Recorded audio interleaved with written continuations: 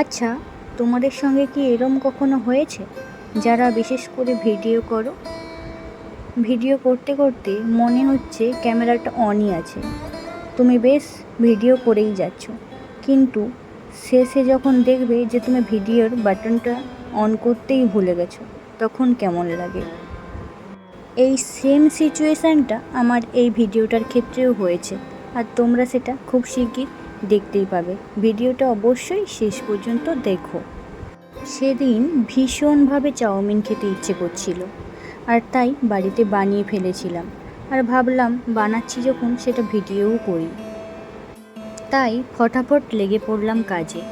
কড়াইতে জল দিয়ে জলের মধ্যে লবণ আর সর্ষের তেল দিয়ে জলটাকে গরম করে নিয়ে চাউগুলোকে বেশ ভালো করে সেদ্ধ করে নিয়েছি। তবে হ্যাঁ, বেশি সেদ্ধ করা যাবে না, তাহলে কিন্তু চাউগুলো নরম হয়ে যাবে আর ঝুরঝুরে থাকবে না। তারপর সেদ্ধ হয়ে গেলে চাউগুলোকে আমি একটা ঢাকার মাধ্যমে নিয়ে জলটাকে বেশ ভালো করে ঝারিয়ে নিয়েছি।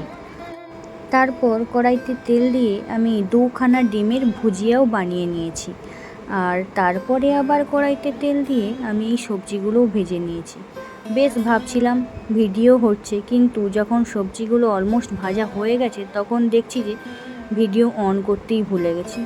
তাই আর কি, যতটুকু হয়েছে ততটুকুই তোমাদের সঙ্গে শেয়ার করছি।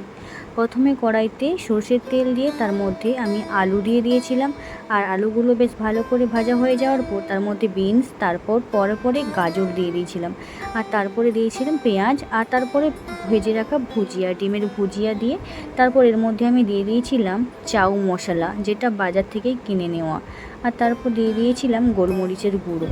আর হ্যাঁ, আলু যখন ভাজছিলাম তখন কিন্তু ওতে লবণও দিয়েছি।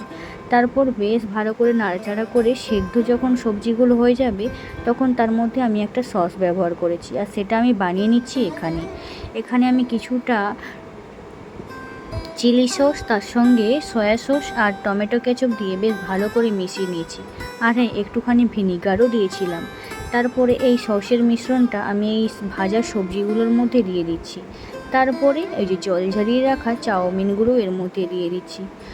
বাজারের চাউতে আলু দেয় না, কিন্তু আমার আলু ছাড়া কোনো কিছুই চলে না, সবেতে আলু দিতেই হবে, না হলে যেন আমার টেস্ট আসে না। তাই আর কি, আলুও আমি এখানে দিয়েছি। বেশ ভালো করে নাড়াচাড়া করে নামিয়ে নিলেই একদম গরমাগরম টেস্টি ঝুরঝুরে চাউ রেডি। আচ্ছা, তোমাদের কি দেখে মনে হচ্ছে কোনো অংশে দোকানের থেকে কম? তোমরা চাইলে এই পদ্ধতিতে একবার বানিয়ে ফেলতে পারো। আর আমি এখানে পুরোটাই সর্ষের তেলে করেছি, আর শেষে চাউ দেওয়ার পর একটুখানি সাদা তেল দিয়েছিলাম। তোমরা কিন্তু চাইলে পুরোটাই সাদা তেলে করতে পারো। আমি চাউটা নামিয়ে নেওয়ার পর তারপরে ভাবছিলাম বেশ সুন্দর করে ডেকোরেশন করব, কিন্তু এতটাই খিদে পেয়ে গেছিলো, আর এইসব ফাস্টফুড দেখলে তো খিদে আরও বেড়ে যায়। তাই যা হোক করে আর কি, ওপর থেকে শসা আর একটু গাজর কুচি দিয়ে একটু ভালো করে সাজিয়ে নিয়ে ওপর থেকে আবার একটুখানি টমেটো কেচাপ দিয়ে দিয়েছি, আর তৈরি আমাদের গরমা গরম এগ চাউ।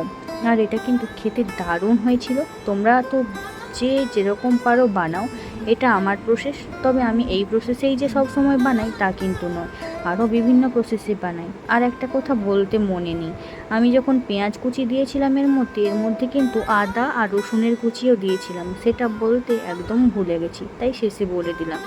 আর হ্যাঁ, কাঁচা লঙ্কার কুচি কিন্তু দিতে ভুলো না, ওটাও কিন্তু আমি পেঁয়াজ যখন দিয়েছিলাম তখনই অ্যাড করেছিলাম।